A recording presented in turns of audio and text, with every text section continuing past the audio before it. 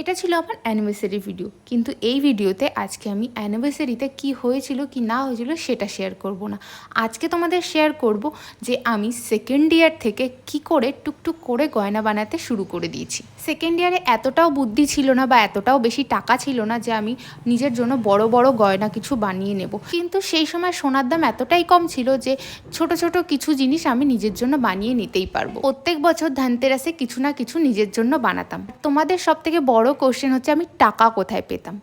শুধু আমি নই, তোমরাও কিন্তু পারো। তোমরা নিজেদের জন্য চুল স্ট্রেটনিং করো, জামা কাপড় কেনো, তেমনভাবে সেই সব টাকাগুলো জমিয়েই আমি সোনার জিনিস কিনতাম। সেকেন্ড ইয়ার থেকে মেকআপের কাজ শুরু করি, কিন্তু তার আগে অবধিও আমি নাচ শেখাতাম।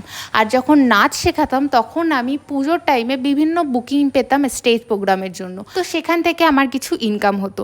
প্লাস পুজোতে ঠাকুর দেখার জন্য বাবা হাত খরচা বাবদ আমাকে 2000 টাকা দিত, মামা বাড়ি থেকে কিছু টাকা দিত, এবং পুজোর আগে আগে স্টাইপেন্ড 5000 করে পেয়ে যেতাম কলেজে। তো এইভাবে টুকটাকি টাকা মোটামুটি আমি হাতে পেয়েই যেতাম, সেটাকে জমিয়ে ইজিলি আমি সোনার গয়না বানাতেই পারি। আর সব থেকে বড় কথা হলো, আমি কখনো মা বাবার থেকে আবদারি করতাম না যে আমাকে সোনার এটা বানিয়ে দাও ওটা বানিয়ে দাও। আমার লাইফে আমি ফার্স্টে যখন ফোন ইউজ করি সেই ফোনটাও আমার নিজের টাকা দিয়ে কেনা।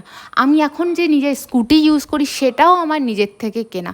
কিন্তু হ্যাঁ, দু একটা ইএমআই যেটা আমি চালাতে পারিনি, সেটার ব্যাক সাপোর্ট আমার বাবা ছিল। 2-1 মাস আমি বাবার থেকে চেয়েছি যে এই 2 মাসে পারছি না, তুমি আমাকে দিয়ে দাও। তো আমি যতটা চেষ্টা করতাম নিজের জন্য নিজেই করেছি। আমি একটা নিজের স্টুডিও খুলেছি, যেটাও নিজের টাকা দিয়ে।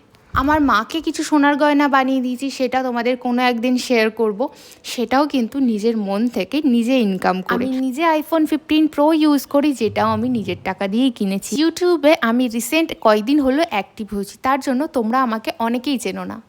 আমি পেশাগতভাবে প্রফেশনালি আমি মেকআপ আর্টিস্ট। আমার নিজস্ব পেজ আছে প্রিয়াঙ্কা মেকওভার বলে, তোমরা চাইলে ফেসবুকে সার্চ করে দেখতেই পারো। এমনকি তোমাদের স্পেশাল ডেতেও তোমরা চাইলে বুকিং করতে পারো। আমার পেজে গেলে আমার কন্ট্যাক্ট নাম্বার সব ডিটেলস পেয়ে যাবে, আমি কেমন কি সাজাই, কেমন কি করি, সব কিছু। আর তোমরা অবশ্যই আমার চ্যানেলটিকে সাবস্ক্রাইব করো, আরও অনেক কিছু তোমাদেরকে শেয়ার করব।